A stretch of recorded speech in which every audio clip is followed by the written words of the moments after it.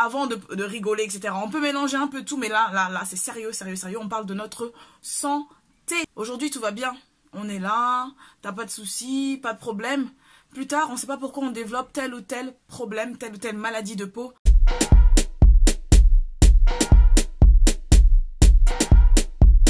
Salut à tous, c'est Kay, bienvenue sur ma chaîne. À ceux qui ne me connaissent pas, je dis coucou aux abonnés et aux habitués. Comme vous le savez déjà, ou pas, je fais une transition naturelle en ce qui concerne l'entretien de mes locks. Ce qui va comprendre l'entretien, le lavage, etc. Et aussi la coloration, mais je vais y venir parce que pour l'instant je n'ai rien fait à ce niveau là, mais je prépare tout ça tranquillement. Dans les vidéos précédentes, je vous ai parlé des produits à éviter justement pour faire cette transition au naturel, les méfaits de ces produits. Donc j'ai commencé par la vidéo qui concernait donc les démangeaisons où je vous ai parlé des produits à éviter, et il y a peu de temps, je vous ai fait une vidéo spéciale sur les silicones, vous expliquer ce que sont les silicones et pourquoi il faut les éviter. Aujourd'hui, on va rajouter un produit à cette liste et ça va être donc les parabènes. Déjà, je vais vous expliquer comment sont utilisés les parabènes. Ce sont des produits qui sont utilisés en cosmétique pour éviter le développement des bactéries. Donc ils sont utilisés comme conservateurs. Ça évite donc le développement des bactéries et des champignons qui se forment dans l'eau.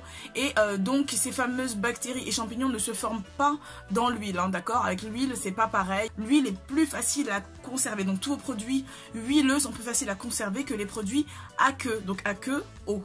Alors maintenant, je vais vous parler des dangers du parabène. Alors les dangers sont que ces fameux parabènes vont pénétrer la peau pour se loger dans les tissus de l'organisme et ils peuvent perturber la fonction cellulaire. Entendez par là que ça peut provoquer, au pire des cas, des cancers de la peau. Alors là, je vais vous donner des petites astuces pour reconnaître les produits qui contiennent des parabènes. Ce sont des mots un petit peu compliqués, un petit peu longs, donc des mots scientifiques. Je vais vous dire exactement ce que c'est et je vais vous l'afficher même. Donc essayez de le noter et à force, visuellement, vous aurez l'habitude de les reconnaître sur vos produits. On ne veut pas de hydroxyparabenzoate. Et vous avez aussi deux substituts qui sont les méthylisothiazolinones et vous avez aussi les phénoxyéthanols, ok? À retenir, ou plutôt à noter puis à retenir, il faut les bannir, ce sont des parabènes, donc ces fameux conservateurs très très nocifs pour notre peau. Vous avez aussi des produits qui sont sans parabènes, mais attention, ils peuvent être tout aussi dangereux s'ils sont mal conservés, car s'ils ne contiennent pas de conservateurs, ça peut être justement des produits où les bactéries et les champignons peuvent proliférer justement. Donc à faire très très attention quant à la conservation de ces fameux produits sans parabènes. Alors il faut donc, comme on l'a déjà dit, éviter les conservateurs dangereux. Quand vous choisissez vos produits, hein, il faut choisir des produits qui sont 100% d'origine naturelle. C'est-à-dire qu'il n'y a aucune molécule synthétique. Il faut aussi, dans le meilleur des cas, prendre des produits qui sont labellisés bio. Et éviter aussi les produits qui revendiquent une conservation naturelle, une conservation uniquement à l'alcool ou aux huiles essentielles. Car pour vraiment avoir une action vraiment efficace sur les microbes et sur les bactéries,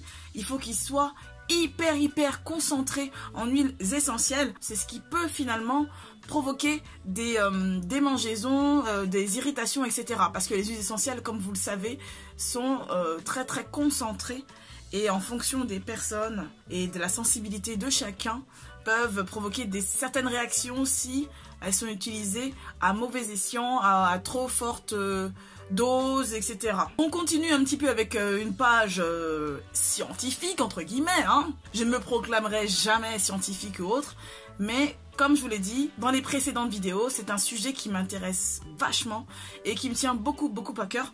Donc je vais aussi vous donner la liste des conservateurs dangereux qu'il faut éviter. Donc on vient d'en parler, ce sont les parabènes, le triclosan qui va influer sur le fonctionnement de la thyroïde, le cetrimonium bromide qui est un allergène reconnu et irritant. Et comme je vous l'ai dit tout à l'heure, et là il me faut mon anti-sèche pour vous le dire, il y a aussi le méthylisothiazolinone qui est un fort irritant cutané. Vous avez aussi le formaldéhyde qui est, écoutez bien, un libérateur de formol qui se produisent lentement en développant des gaz, du formaldéhyde qui est un allergène de classe A et qui est aussi, attention, un agent cancérigène connu. Vous avez aussi le phénoxyéthanol qui est nocif pour le foie, pour le sang, qui peut provoquer un dysfonctionnement hormonal chez l'homme et qui est un allergène connu qui peut provoquer de l'eczéma et de l'urticaire. Donc voilà, si vous pouvez éviter tout ça pour votre santé actuelle, pour votre santé future surtout, parce que aujourd'hui tout va bien,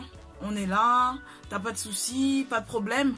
Plus tard, on ne sait pas pourquoi on développe tel ou tel problème, telle ou telle maladie de peau, tel ou tel cancer. Voilà, c'est une catastrophe. Je me demande bien s'il n'est pas déjà trop tard pour moi. J'espère pas. Donc voilà, vous passez au naturel. Donc là, je vous parle des cheveux. Pour l'instant, je suis sur les cheveux à fond. Je vais vous avouer quelque chose. Je m'occupe aussi de ma peau, étant donné qu'en fonction des produits que j'utilise, j'ai des réactions négatives ou rien du tout. Donc là, je suis en phase de test. Donc vous allez voir des différences au niveau de la qualité de ma peau au fil des vidéos. Parce que je suis en phase de test justement pour passer au tout naturel. Ce qui n'est pas facile étant donné que j'adore le maquillage.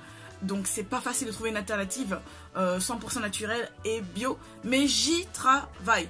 Alors voilà, j'espère que cette vidéo vous aura beaucoup aidé. Si ça vous a aidé, un petit pouce vers le haut. N'hésitez pas à vous abonner si ce genre de contenu vous intéresse. Vous avez aussi des contenus un petit peu moins scientifiques qui peuvent aussi vous intéresser. Hein, il faut aussi parler de ce qui est sérieux avant de rigoler, etc. On peut mélanger un peu tout, mais là, c'est sérieux.